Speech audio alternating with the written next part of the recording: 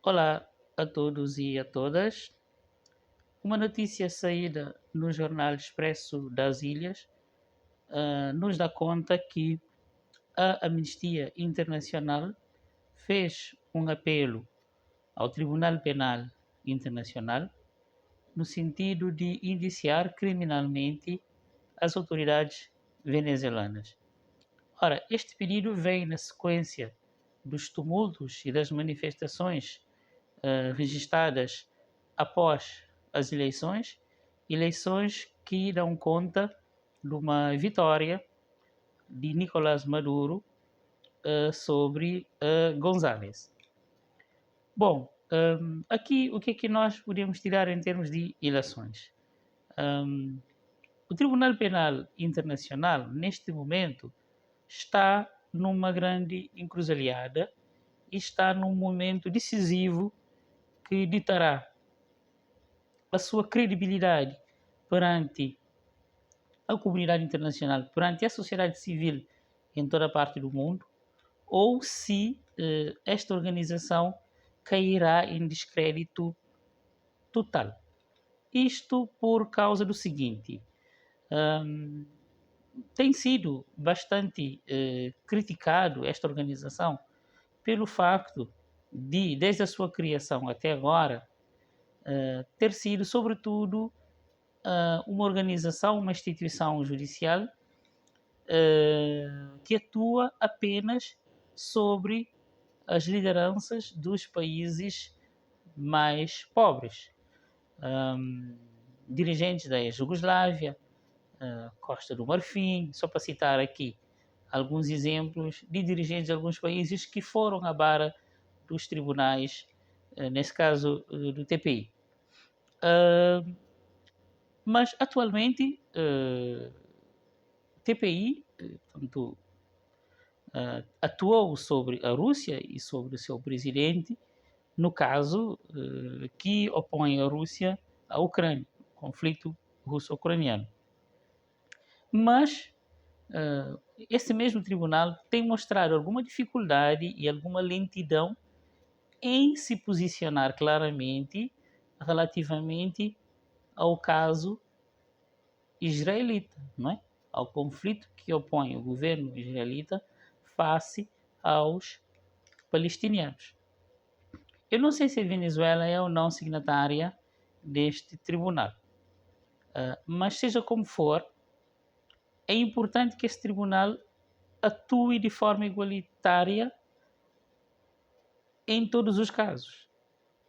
Se o que se passa no conflito israelo-palestiniano é muito mais grave em termos de violação dos direitos humanos, de perdas de vida, do que se passa na Venezuela.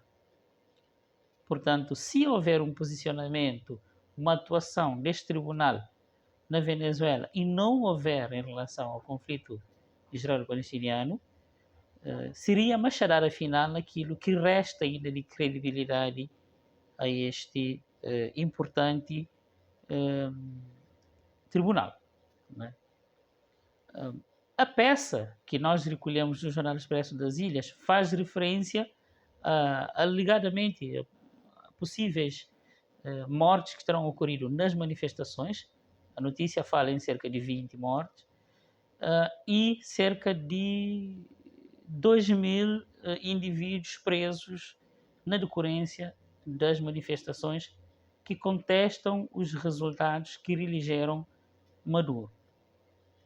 Ora, pela peça, pelo pouco de detalhe que a peça nos traz, também não sabemos se por esta via é possível levar um país, os dirigentes de um país, a um tribunal. Nós temos manifestações em muitos outros países. Por exemplo, ainda recentemente, a Inglaterra foi sacudida por manifestações violentas. Com certeza, várias pessoas foram detidas. Em França é um país com uma tradição de manifestações, mas também com tradição de uma atuação dura das forças policiais e com detenções em massa quando há necessidade.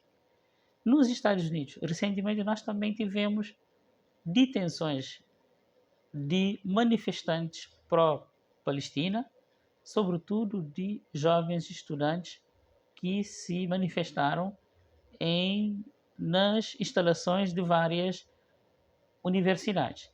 É verdade que os casos que eu estou aqui a citar não foram acompanhados de mortes, pelo menos que se sabe, mas